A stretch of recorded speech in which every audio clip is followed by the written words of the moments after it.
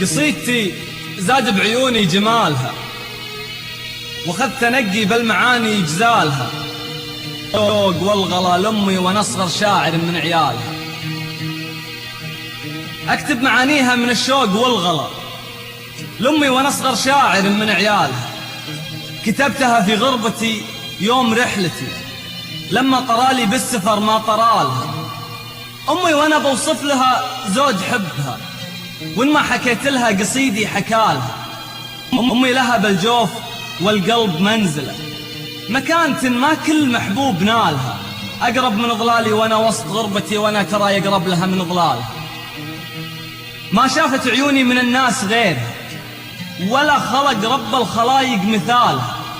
أغلى بشر في جملة الناس كلهم، واكرم من يدين المزون وهمالها.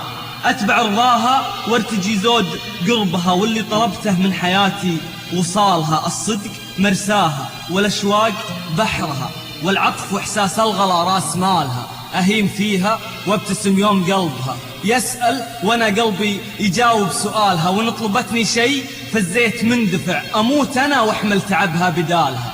أصبر على الدنيا والأحزان والتعب، وأحمل على متني فطاح الجبالها. وأسهر وأعذب راحة القلب بالشقا، وأعيش أعاني بس يرتاح بالها. تربية أبوي اللي على الطيب بذكره، اللي وهبني للحياة ومجالها.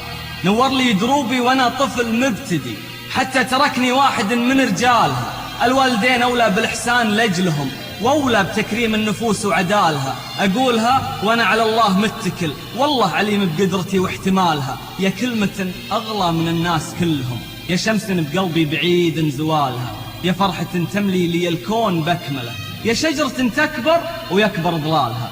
تضحك لي الدنيا اللي شفت زولها، مثل السماء تذهب طلة هلالها. والبعد عنها يا أهل العرف مقدرة، لا شك ناري زايدة باشتعالها.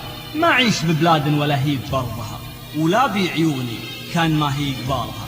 أرض تدوس أمي بالأقدام رملها، أموت فيها واندفن في رمالها.